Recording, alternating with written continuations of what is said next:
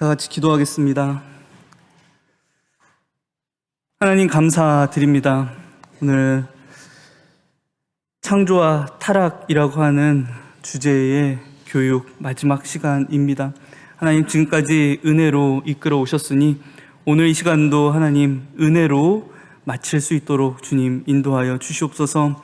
어려운 내용이지만 또 부족한 자가 전하지만 하나님께서 은혜로 오늘 이 교육받는 모든 이들에게 찾아가 주시옵소서.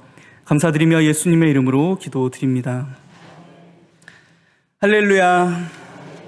성경 공부 두 번째 이 시즌 마지막 교육이 됩니다. 여러분들 오늘 교육하기 전에 좀 몸을 조금 풀어볼까요?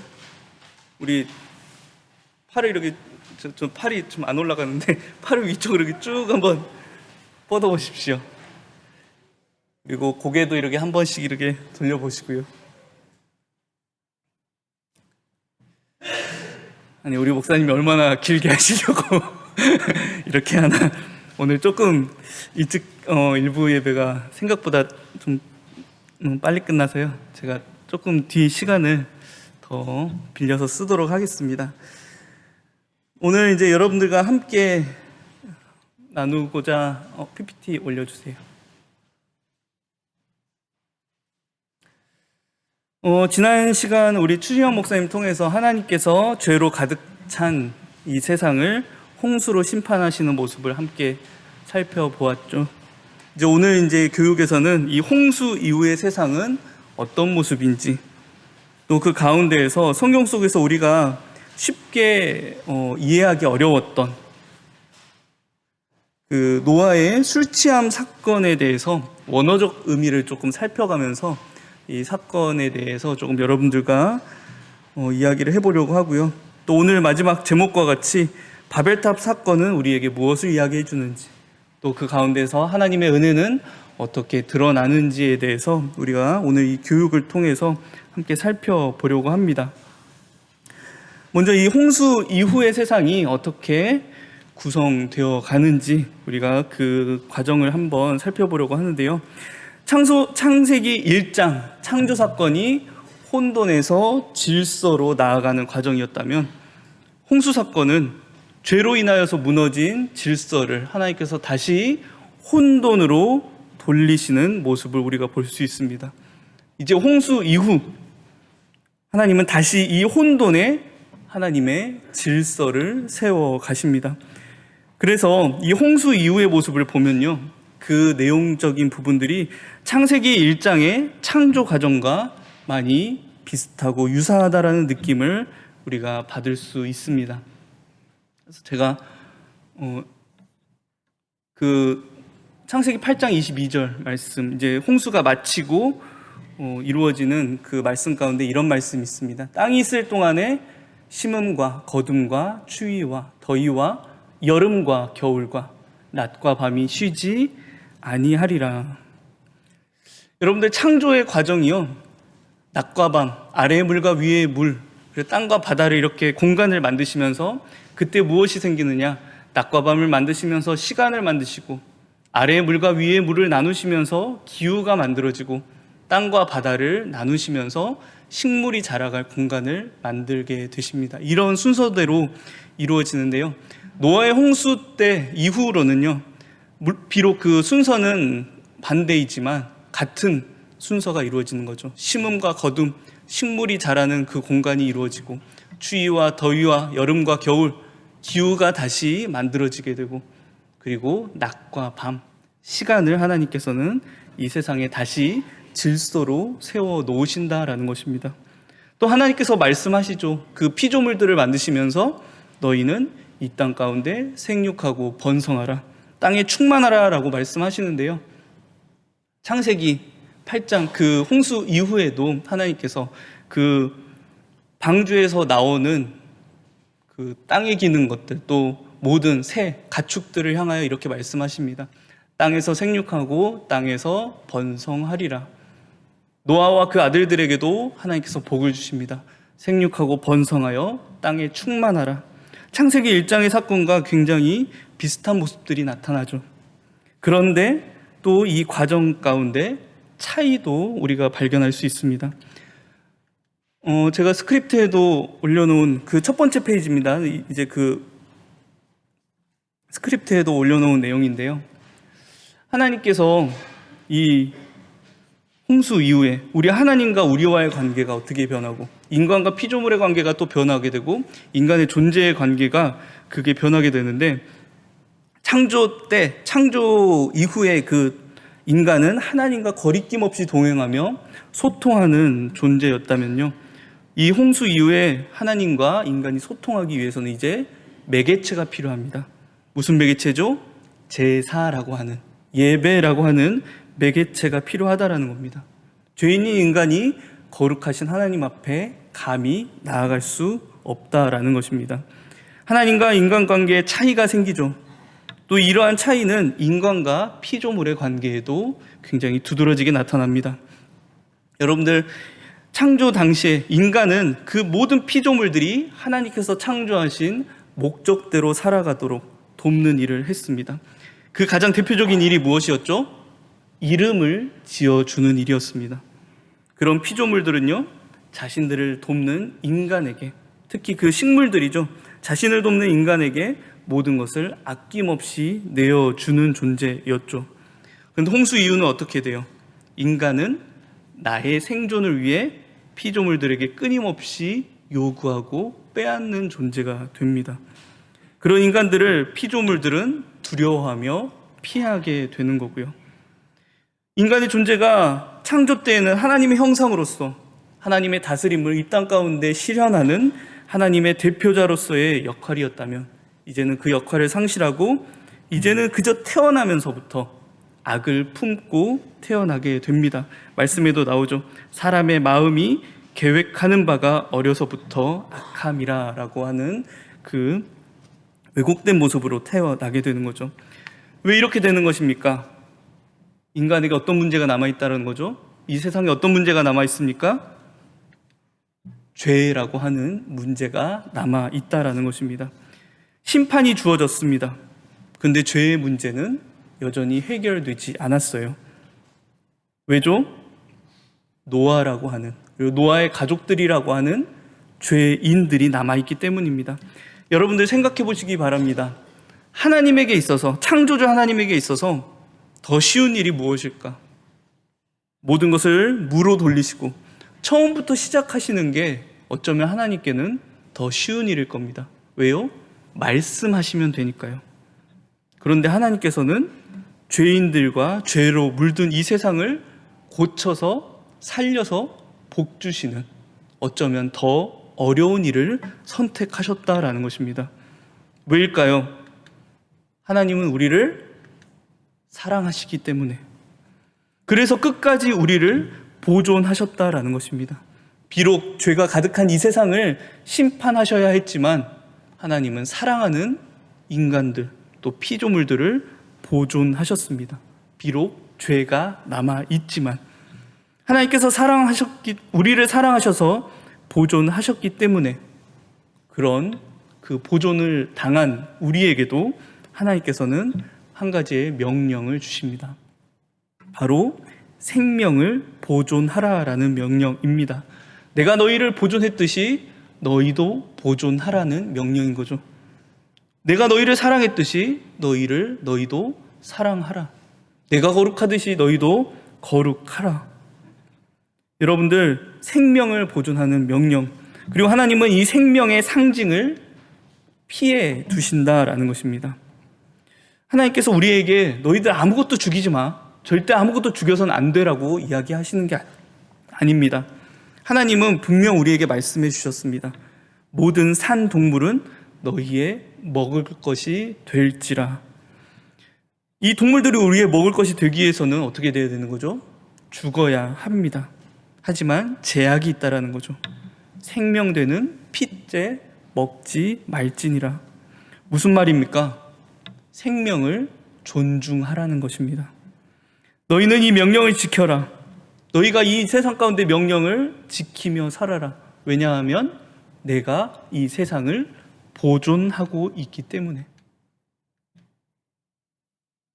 하나님께서 이 같은 명령을, 이 같은 약속을 우리에게 주신 거죠. 우리 창세기 9장 11절 말씀 함께 읽어보겠습니다.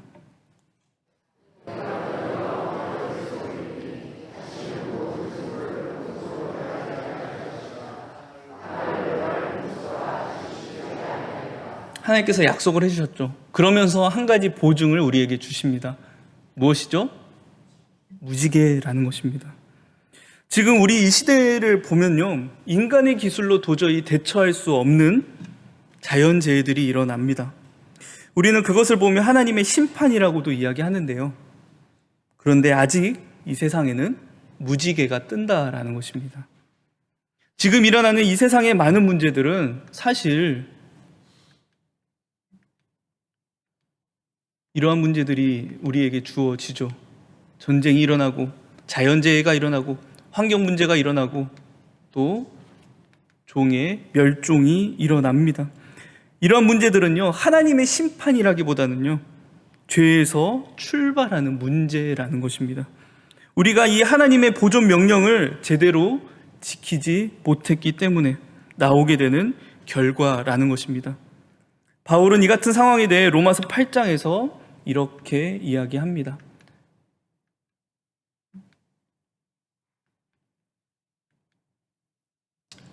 우리 교독으로 한번 읽어볼까요? 로마서 8장 9절부터 12절까지의 말씀인데요. 우리가 교독으로 함께 번갈아 가면서 읽어보도록 하겠습니다. 제가 먼저 읽겠습니다. 피조물이 고대하는 바는 하나님의 아들들이 나타나는 것이니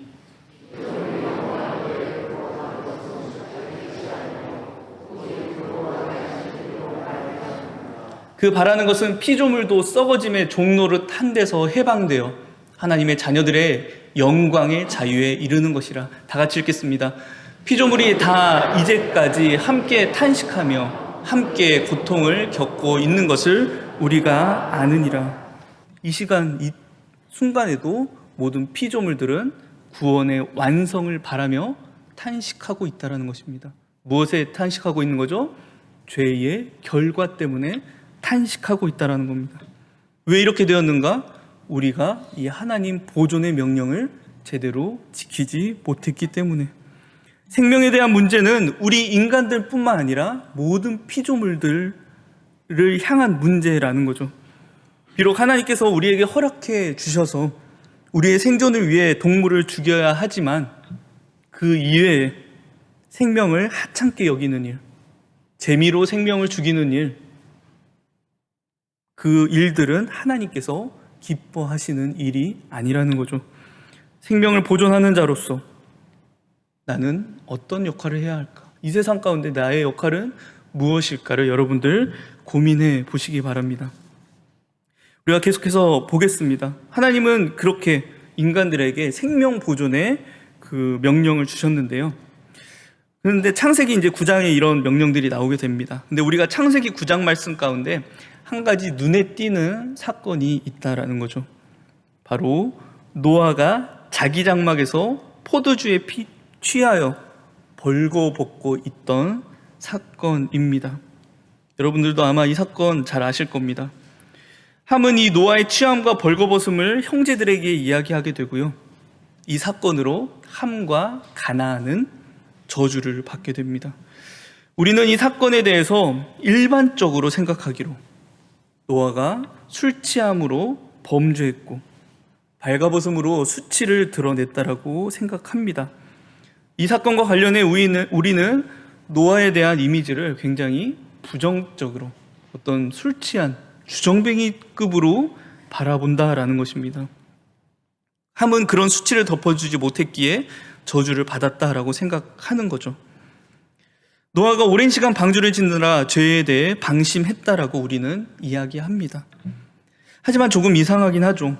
하나님께서 노아를 의인이라 칭하신 거는요, 홍수 이전의 노아의 모습만 두고 말씀하신 게 아니라 노아의 인생 전체를 두고 하신 말씀이라는 것입니다. 그리고 성경 어떤 부분에서도 이 노아에 대해서 부정적으로 이야기하는 성경 구절은 없습니다. 일단 제가 봤을 때 그런 구절은 등장하진 않습니다. 우리 예수님께서도 말씀하십니다. 마태복음 4장 38절 말씀 우리 함께 읽어보겠습니다.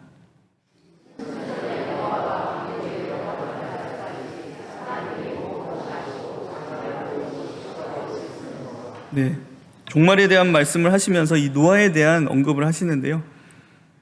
예수님께서 말씀하시는 건 무엇이죠? 노아는 분명 그 시대에 먹고 마시는 자들, 먹고 술 취하는 자들과는 분명 달랐다라는 것입니다. 그렇다면 홍수 이후 연약해진 노아가 그들과 같이 되었을까? 성경이 우리에게 에베소서 5장 18절 말씀과 같이 술 취하지 말라라고 분명하게 이야기하기 때문에 노아는 방탕했고 범죄했고 부정했다라고 우리는 받아들여야 할까요? 저는 이 사건에 대해서 여러분들과 생각을 조금 달리 다른 관점에서 좀 바라보려고 합니다.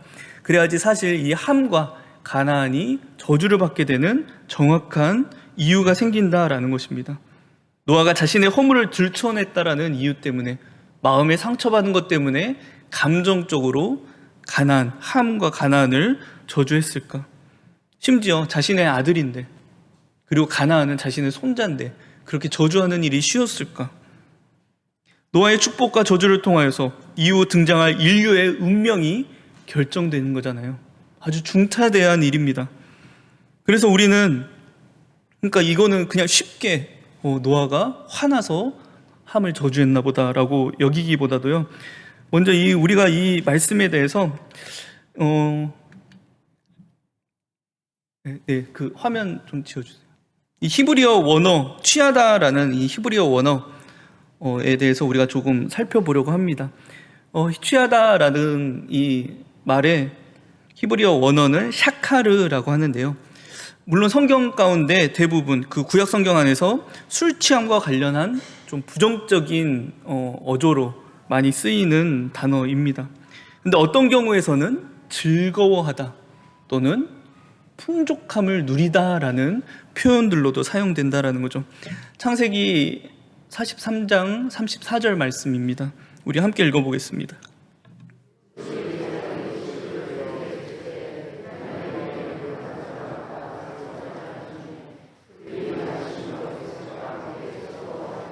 어떤 상황일까요? 요셉이 형제들에게 자기 자신의 정체를 밝히고 형제들과 기뻐하며 함께 먹고 마시며 즐거워한다라는 장면입니다. 이 가운데 이 즐거워하였더라라는 이 표현이 바로 오늘 그 히브리어 샤카르, 오늘 이 포도주를 마시고 취하여라는 말과 쓰이는 거고요. 학계 1장 6절에서는 이렇게 쓰입니다. 풍족하다라는 말 가운데 이 샤카르라는 단어가 쓰인다라는 거죠. 저는 이 즐거워하다, 또 풍족하다라는 의미가 창세기 9장 노아의 취함에 더 어울리는 의미가 아닐까라고 생각해 보는 것입니다.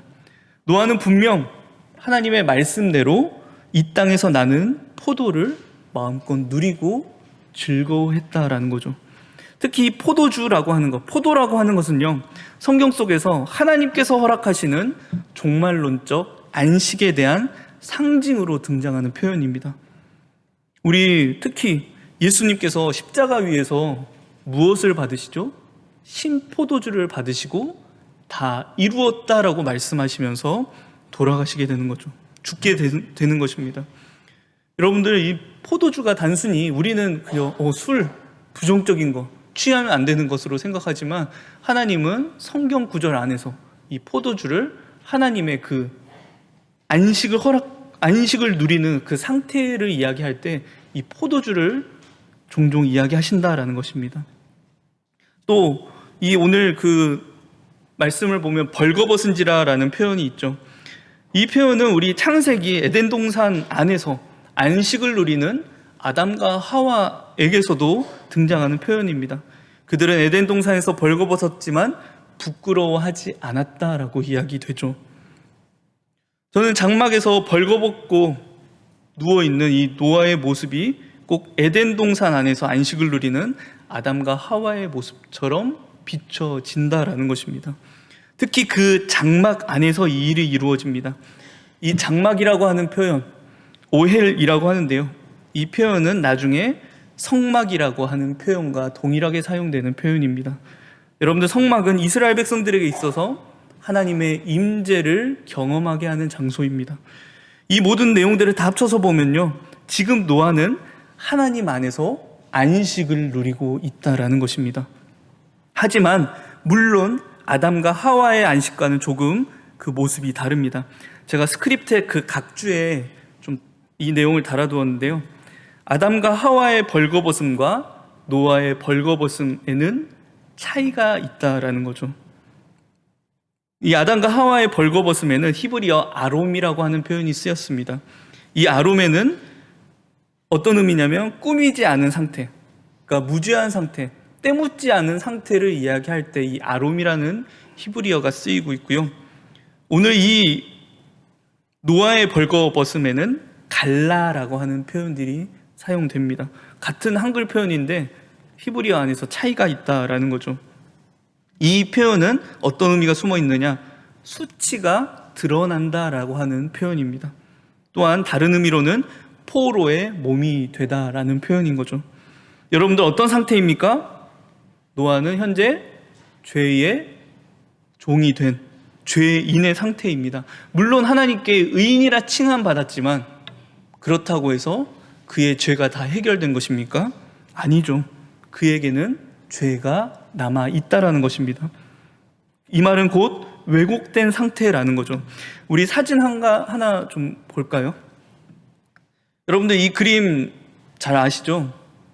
제목은 몰라도 대부분 누가 그렸는지는 아는 그림입니다. 누가 그렸죠?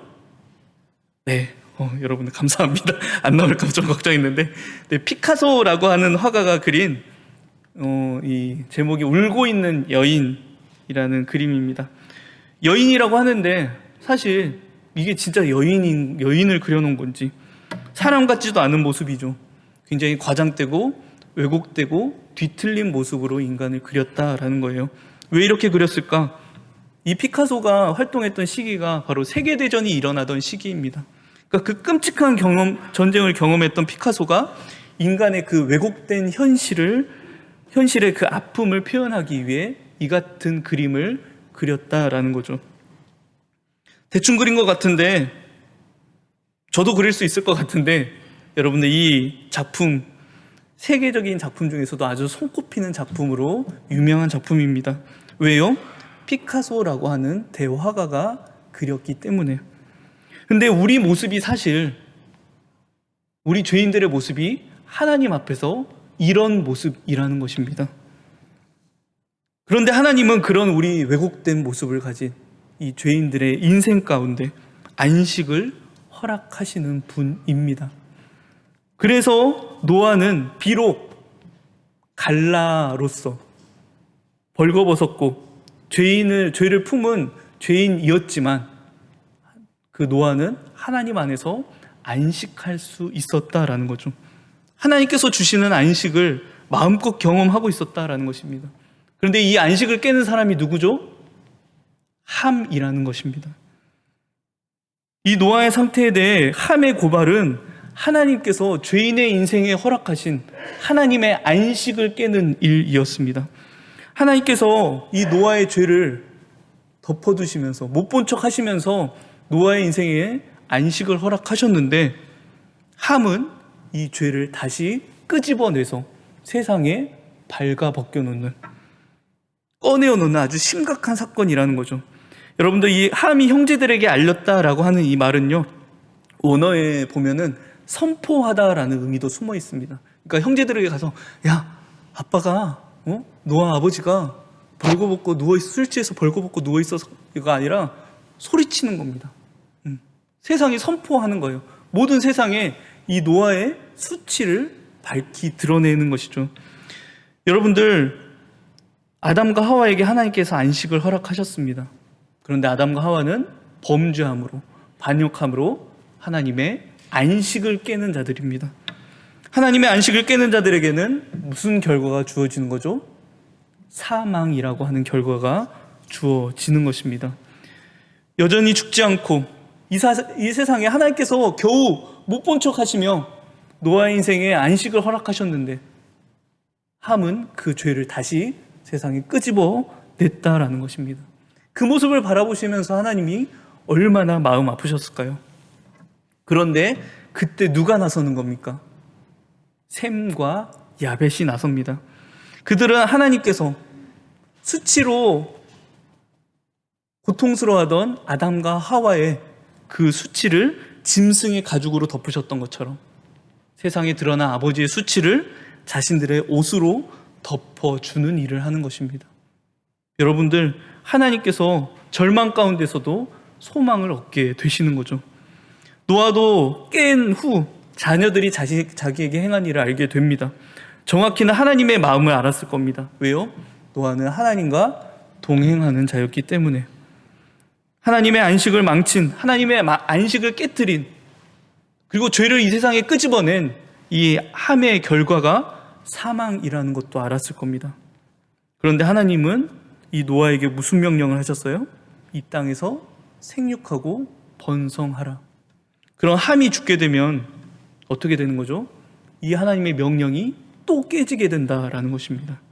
그래서 노아가 먼저 나서서 함에 대해 저주한다라는 거죠. 너는 형제의 종들의 종이 되라. 사실 함에게 주어져야 하는 결과는 사망, 죽음입니다. 이 형제의 종들이 되라라는 것이 사실 함 입장에서는 저주일 텐데요.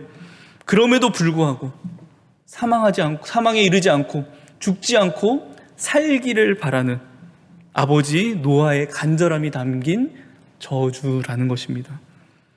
그리고 하나님은 그 노아의 바램대로, 소망대로 이루어 주시는 거죠. 하나님께서 한 발자국 물러나신 겁니다. 그리고 말씀을 보면 함이 아닌 가나안이 저주를 받고 있죠. 이것은 다시 이 말씀을 현실에서 받고 있는, 현재 가나안 땅으로 향해 가고 있는 이스라엘 민족에게 가나안 정복의 정당성을 부여하는 거죠. 너희가 지금 앞으로 만나게 될 그 가나안 민족은 어떤 민족이냐? 하나님의 안식을 깨버린 민족이다. 우리는 그 가나안 땅에서 하나님의 안식을 세워놓는 민족이라고 모세가 이 이스라엘 민족들에게 이야기하는 거죠. 우리는 어떤 민족이다? 셈의 민족이다라는 것입니다.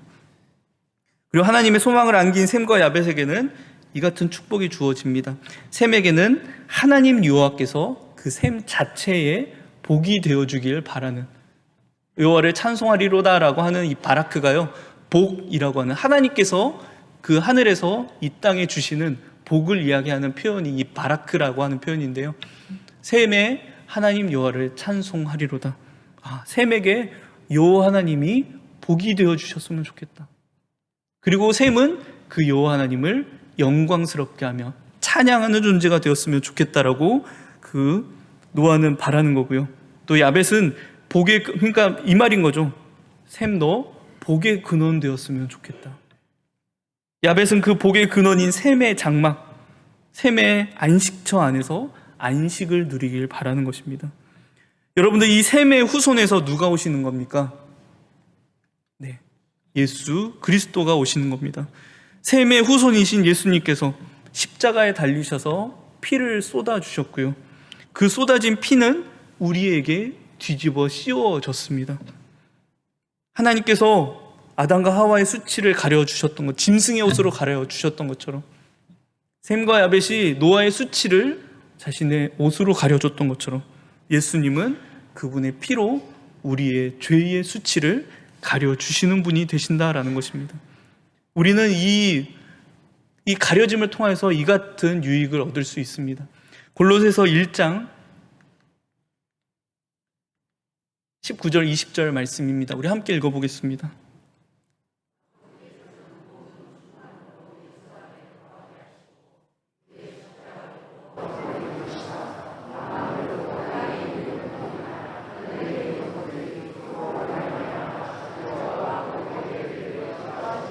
아멘.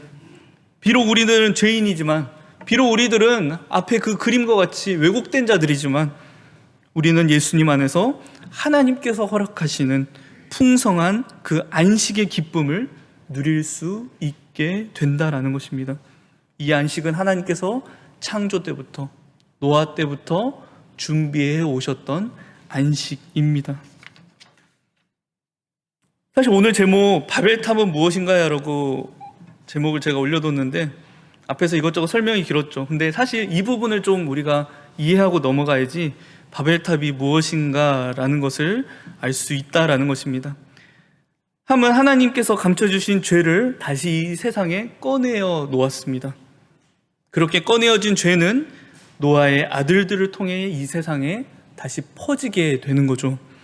여러분들 이 모습 꼭 창세기 5장 아담의 후손들을 통하여서 죄가 이 세상에 퍼져나가는 모습들을 우리에게 보여주는 것 같습니다. 그 결과가 어떻게 되는 거죠?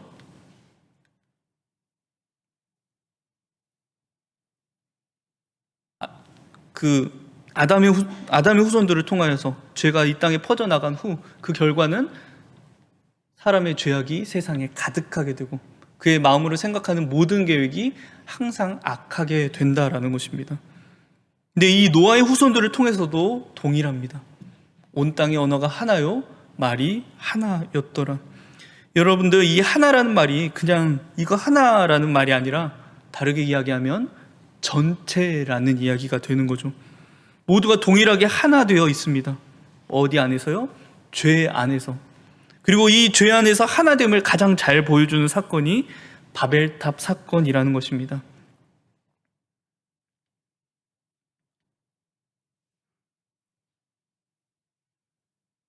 네, 여러분들 이 바벨탑 사건은요, 이전에 그 아담과 하와 또 그 후손들에게 나타났던 홍수 이전에 나타났던 죄의 특징이 또 동일하게 나타나는 모습이라는 것입니다.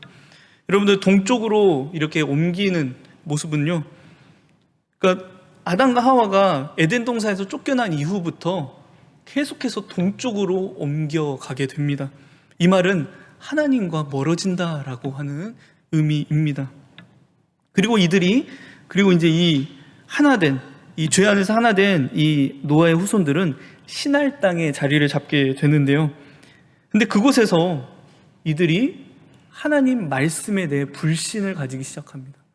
하나님께서 분명 약속으로 내가 이 땅을 홍수로 심판하지 않겠다라고 말씀해 주셨는데요. 이들은 비가 올 때마다 불안한 거예요. 그래서 이 홍수를 방지하기 위해, 홍수에 더 이상 우리가 흩어지지 않기 위해 벽돌을 견고히 만들고 역청으로 진흙을 대신한다라는 것입니다. 이 역청은 기름, 그쪽 땅에서 나는 그 어떤 기름의 형태를 이야기하죠.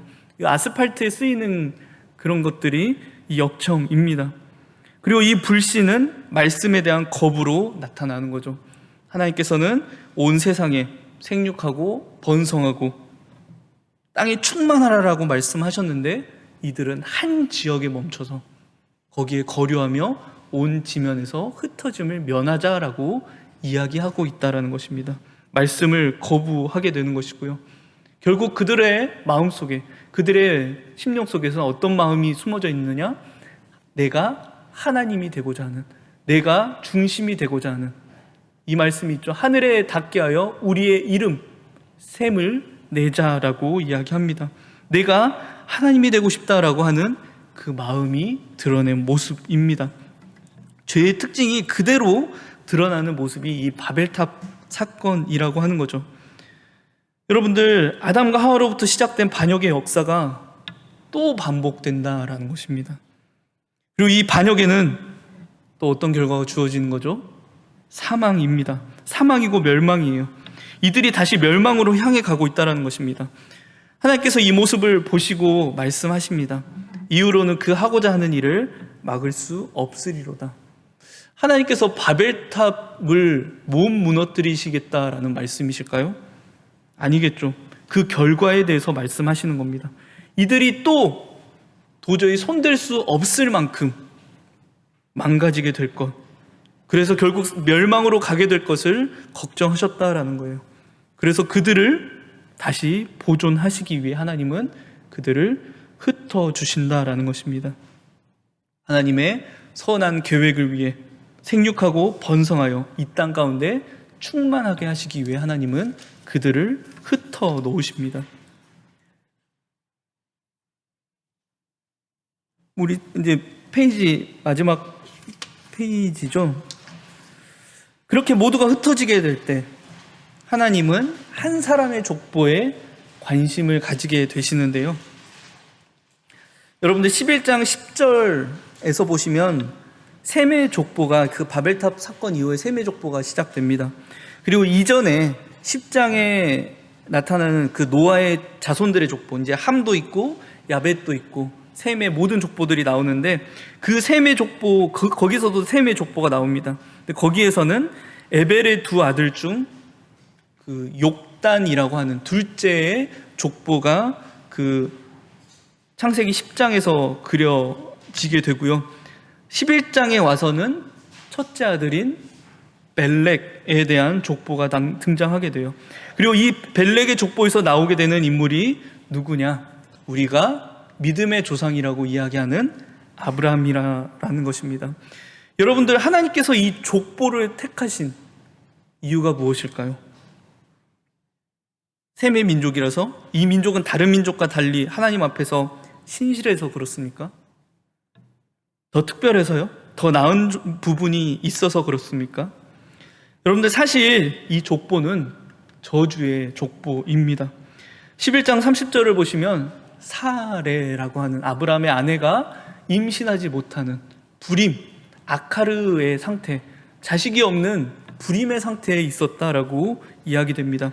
여러분들, 이 시기에 불임은 어떤 존재로 여김받았죠? 저주받은 존재로 여김받았습니다. 그리고 이 11장, 이 셈의 족보 끝에는 무엇이 기록되어 있느냐? 죽음이 기록되어 있다라는 것입니다. 사실 이 11장에 등장하는 족보만 가지고 보면요, 소망이 없는 족보라는 거죠. 우리의 눈에는 선택할 만한 조건이 없는 족보라는 것입니다. 근데 이것과 반대로 10장 함의 족보를 보시면요, 용사가 등장합니다. 구스가 또 니므롯을 낳았으니 그는 세상의 첫 용사라. 여호와 앞에서 용감인 사냥꾼이 되었으므로, 이 용사에 대한 그 속담까지 등장할 정도로 굉장한 용사였다라는 겁니다. 그런데 하나님은 이 용사의 족보를 선택하는 것이 아니라 저주의 족보를 선택하셨다라는 것입니다. 스스로 이름을 높일 수 없는 족보를 택하셔서 하나님은 이름을 높이게 해 주신다라는 것입니다. 우리 이 말씀 함께 다 같이 읽어보겠습니다.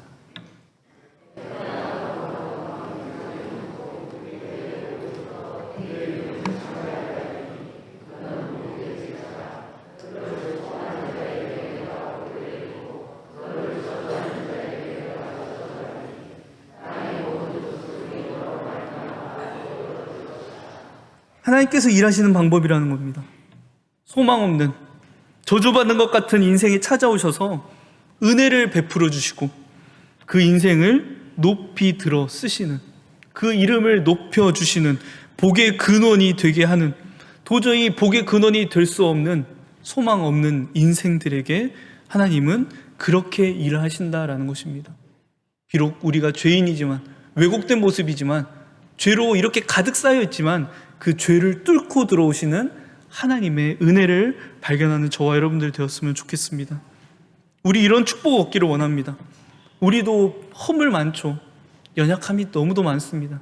여러분들 앞에 서 있는 제 자신도 참 연약한 모습을 여러분들에게 계속해서 보여드리죠. 그런데 저는 이곳에 서서 여러분들 앞에 연약함을 보여드리면서 동시에 무엇을 경험하느냐? 하나님께서 정말 나를 불쌍히 여기시는구나. 하나님이 정말 나를 사랑하시는구나. 하나님이 정말 나는 은혜 받은 자라는 사실을 더 깨닫게 됩니다. 허물 많은 죄인들에게 끊임없이 찾아오시고 그 죄인의 삶을 복의 통로로 사용하시는 그 하나님을 믿고 소망으로 살아가는 저와 여러분들 되었으면 좋겠습니다. 그러면 그 소망을 가지고 살아가는 우리의 역할은 무엇일까? 제가 오늘 여러분들에게 나눠드린 스크립트 중간에 질문을 하나 넣어 두었는데요. 한 가지 질문이 있습니다. 내가 덮어주어야 하는 사람은 누구일까? 하나님께서 노아의 수치를 아셨지만,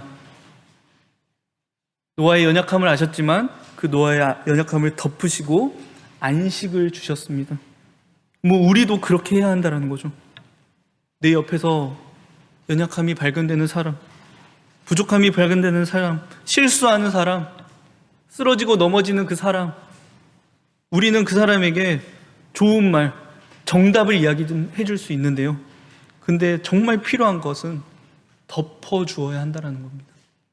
그 사람의 연약함을 바라보고서도 그 사람의 그것을 고쳐주기 위해 그냥 정답을 생각 없이 던지는 게 아니라, 야, 이거 이렇게 해야 돼가 아니라 그냥 덮어주는 것.